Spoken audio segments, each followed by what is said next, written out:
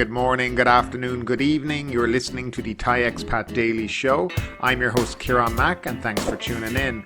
Don't forget to like this video if you're watching us on YouTube and please do subscribe. We're also available on Apple Podcasts, Spotify, Amazon Music and a host of other podcast players. Now that that's all done, let's jump into today's show.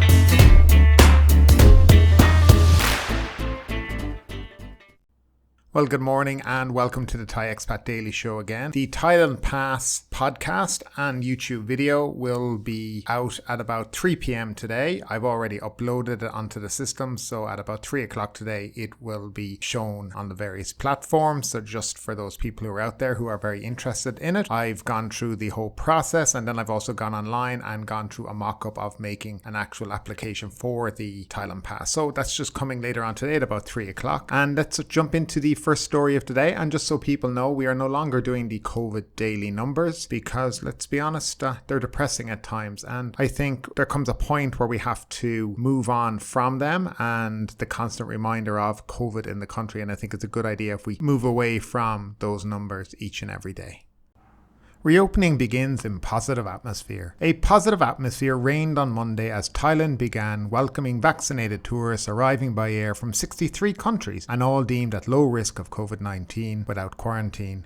The first flights into Suvarnabhumi Airport was All Nippon Airways flight NH805 from Tokyo with 11 foreigners and 32 Thai nationals on board. It was followed by Thai Airways international flight TG931 from Paris at 6 a.m. The passengers went through stringent COVID-19 screening by airport staff wearing PPE suits, who also checked their travel documents and helped as needed. Suvarnabhumi Airport General Manager Khonkittapong Kitchenachorn said a total of 61 flights were scheduled to arrive on Monday, and most of them from Europe, with about 3,000 passengers, 2,300 of them foreigners and the rest Thai returnees. Mr. Kittipong said he was satisfied with the process, with the only problem being congestion at the screening stations, where officials had to also check passengers' vaccination documents before allowing them to proceed. Government spokesman Thanakorn Wambungkanchana said between Monday and Friday, flights operated by 27 airlines would arrive and depart from Suvarnabhumi Airport with a total of 15,230 passengers. Suvarnabhumi and Phuket airports were the gateways for tourists on the reopening day. We were very, very happy, Andre Winkler, 55, told AFP after he and his partner passed immigration at Suvarnabhumi. We stayed in Thailand for 6 months every year during the winter because in Germany it's cold. The last time before Corona we came to Thailand was 2019, he said. It's been a long time. In Phuket, Edelweiss was the first airline to land, carrying 229 tourists from Zurich and touching down at 8 a.m. Phuket opened for tourists under the Sandbox scheme in July, but they were the first group arriving under the reopening plan. Susan Peter, 57, said in Phuket she and her partner will stay on the island for a week before moving on to Bangkok and Hua Hin. We love the Thai people. They are really kind and really friendly, she told AFP, adding this was their first trip since the pandemic began. The government spokesman said Prime Minister Prayut Chan-o-cha, who is attending the COP26 meeting at Glasgow in the United Kingdom, was closely monitoring the first day of the reopening of the country. The Prime Minister asked everyone to be good hosts and strictly comply with health safety measures to ensure the revival of the economy and tourism, the spokesman said. So yeah, it's been the first day of the reopening of the country. Everybody who arrived today, by the way, arrived on a certificate of entry and certainly not the Thailand Pass. The Thailand Pass went online at 9 a.m. From what I heard, there was an awful lot of problems with it, from systems not connecting to drop-down menus missing, countries to all kinds of different things. Now, as I said, I've done a mock-up of it and it seemed to work quite well. I didn't obviously press the last button to submit the application, but yeah, it seemed to work okay. I didn't find anything wrong with it. Now, that was at, 5 p.m. today, so about 8 hours after it was up and going. I think the positive from all of this is that the country will begin to see international arrivals, and you've seen already today there was a fair few into Bangkok, and that can only help the economy, and that is very, very positive. Now, one of the negatives there was talking about the bottleneck at screening point. Now, that's something they need to get under control ASAP, because today is a quiet day in terms of that airport, and it'll come a point in a couple of weeks where you'll have tens of thousands of people people coming through there, and you need to have your systems ready, and you need to be able to get people through that airport quickly. And I hope they do sort that kind of stuff out. I know under the Thailand Pass, you will not need to be showing certificates of vaccination or anything like that. You'll just show your QR code and your passport from the Thailand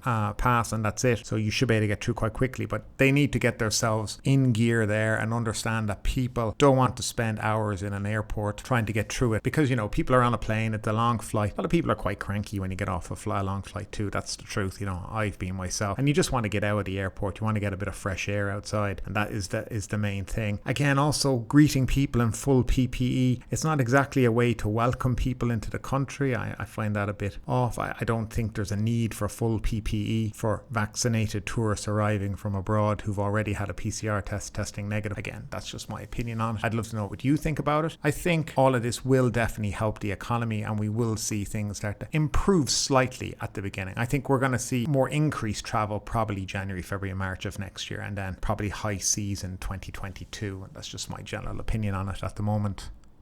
And up next, on the eve of the opening of the country, anti-establishment protesters rally in Bangkok to demand repeal of lèse law. Anti-establishment protesters, which included the Ratsadon group, LBGT supporters and Talufah members, rallied in Bangkok's Ratchaprasong shopping district this afternoon to demand the repeal of the country's controversial lèse majesté law, Penal Code 112, and the release of their core members currently held on remand at various locations on the lèse majesté charges. The main purpose of the demonstration was to collect the signatures of at least 10,000 supporters of a change in the law, which will be submitted with the demand to Prime Minister Prayut Chan-o-cha at Government House tomorrow. Many paintings conveying the protest messages were placed in front of the Central World Shopping Mall by protesters. Various speakers took turns to give addresses, all blasting the government, the Prime Minister and the lèse majesté law. Some key protest figures are currently being held on remand on lèse majesté and various other charges, including Arnon Nampa, Parit Penguin Chirawak, and Panumpang Jadnok, aka Mike Ranong. The rally was temporarily disrupted by the heavy rain at 5 p.m. Before the rally began at 4 p.m, the protesters' Vivo Guard group entered into an agreement with the police, under which the protesters promised not to march to the Royal Police Office, which is only a short distance from Ratchaprasong intersection, in return for not forcing the rally to disperse. Rally organisers announced that the event will end at 9 p.m. So that's just a little bit of information on what was going on in Bangkok yesterday evening, and we'll move on now to the next story.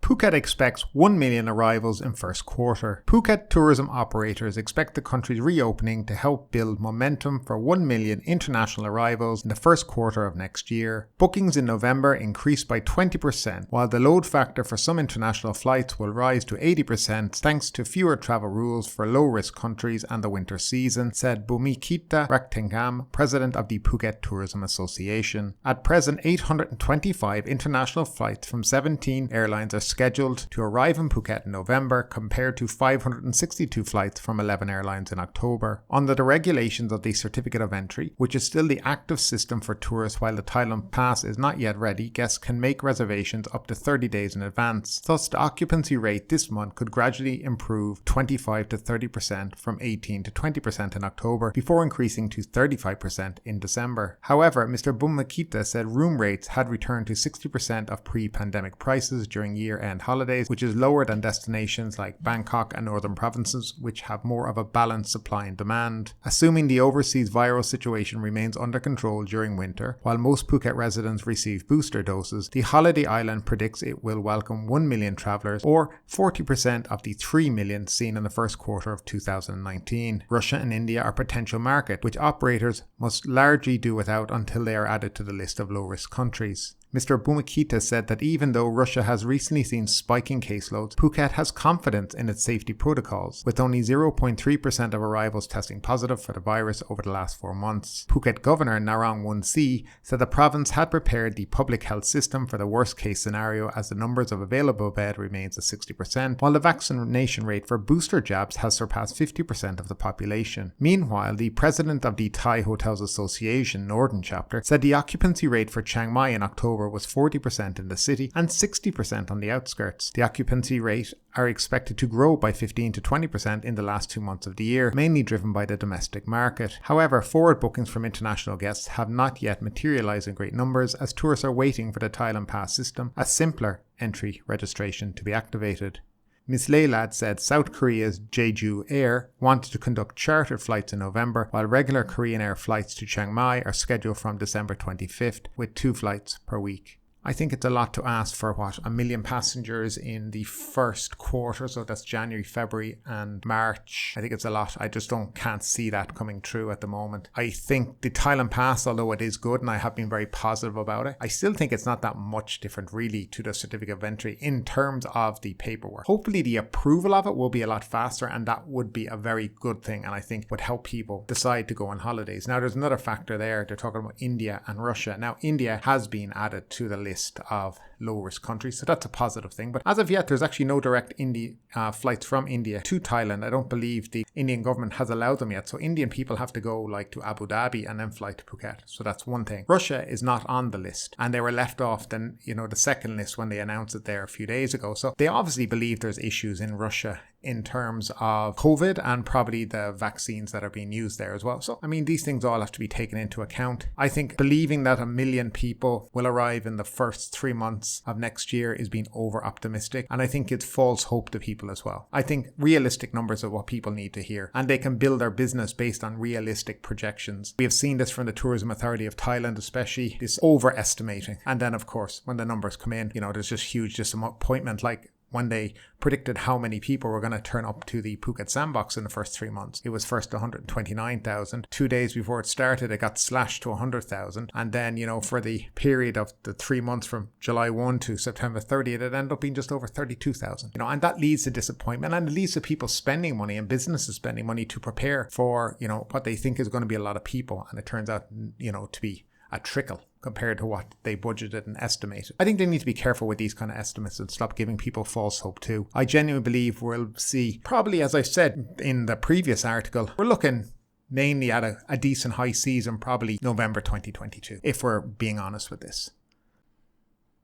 And moving on, Phuket Smart Bus service resumes on Monday to help promote tourism. After being suspended for about a year due to the pandemic, the Phuket Smart Bus will resume normal operations on Monday for foreign tourists and local commuters. The company said it will charge passengers 100 baht for the entire 56-kilometre coastal route from Phuket International Airport via several famous beaches like Chuntalay, Bang Tao, Kamala Patong Karan, Kata, Sailawan and Rawai, as well as Phuket Fantasy, terminating in the centre of town. This one bus fare will be valid until December 31st, after which fares will be adjusted. The company is also offering discount tickets for regular passengers by issuing 3-day passes at a minimum price of 499 baht. Passengers can make as many journeys as they wish without additional fares. Now, this bit about international tourists, just to let people know, you can't use this if you're coming in from abroad. So you have to get your SHA plus transportation to your hotel. But you can use it when you're coming back to the airport, or if you're traveling, you go to Bangkok, you come back again and stuff like that. Yeah, but for arriving in the country, this is a no-no. Truckers gear up for mass protest to demand diesel price cap. Thousands of truckers in Thailand are gearing up for a nationwide strike to pressure the government into meeting their demand for the price of diesel to be capped at 20 baht per litre. The Deputy Secretary General of the Northeastern Cargo Transportation Association said that about 20% of the cargo trucks affiliated with the Land Transport Federation of Thailand will stop operations and park at their truck depots, but not on the roadsides, to avoid causing inconvenience to other motorists. He said that if the demand is not met by the government, the Federation may resort to increasing transportation charges, which will affect business operators, traders and consumers who are at the receiving end of the increase in the price of consumer products. The Federation has also proposed that the Finance Ministry waive the excise tax charge on each litre diesel sold at the pump to reduce prices. This was, however, opposed by the ministry on the grounds that it will distort the oil pricing mechanism, as retail prices are automatically adjusted in line with the global crude oil prices. Instead, the ministry proposed an increase in the biofuel content to reduce diesel prices. Now, I don't know whether or not you remember, I brought this story to you about 2 or 3 weeks ago, and actually, as you can see, nothing has happened in relation to it from the government, and this is generally how things work around here. There was was another strike about 3 weeks ago. It was all discussed. The government said they'd look into it and nothing has been done. So as you can see, this will be intensifying now, I think, over the next few weeks unless the government step in and try to resolve some of their issues that they're having. The price of diesel now is about 30.15 satang, which for Thailand is expensive. I know in other parts of the world you would say this is quite cheap, but yes, here it is getting a lot more expensive. I remember last year around July, August, when we're in the pandemic, diesel was running about, I think it was 16 or 17 Thai baht a litre. So very good value back then, not as good now, and you can see why they are complaining as well. And finally, politicians question why only international schools have reopened. Politicians from the opposition parties asked the governor of Bangkok on Monday why most schools that have returned to normal classes are mostly international schools, and have asked whether more than could be done for the less well-off schools so they can meet the government's guidelines to reopening. The Bangkok Metropolitan Administration, or BMA, announced the reopening of 63 schools in 30 districts, and they were mostly international schools, said Kun Aritak of the KLA party. Thailand reopened its borders to vaccinated travellers on Monday, the same day that schools began returning to regular classes after 2 years of interruptions due to the pandemic. Kun Aritak said that in-school learning was imperative for student development, before noting that students were shifted to online learning platforms during the pandemic. I want the schools to return to the pre-pandemic normal so I can meet my teachers and friends. The school environment is better for studying than my home environment, said Kun Akrapon 16, a student. Kun Aritak said that since the situation in Bangkok is currently improving, as more people have been vaccinated,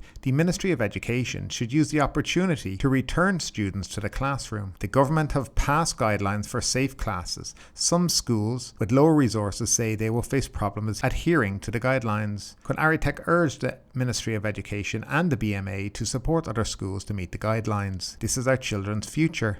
It's your duty to support all schools, not just schools for students from well-off families. Poor management may lead to education inequality, he said. And that is the last story of today. Don't forget, around 3 o'clock today, I will be dropping the Thailand Pass complete guide and the run through the website. So stick around for that later on. And thanks for tuning in today, and we'll see you all again tomorrow. But ultimately, with this story or anything else that stood out to you today, I'd love to know your thoughts in the comments down below. Because yes, this is a news show, but it's also a conversation. Now keep that conversation going. Make sure you like this video, subscribe to the channel, share the video, and do all the good stuff that does help that YouTube algorithm. But ultimately, my name is Kieran Mack. You've been listening to the Thai Expat Daily Show, and we will see you next time.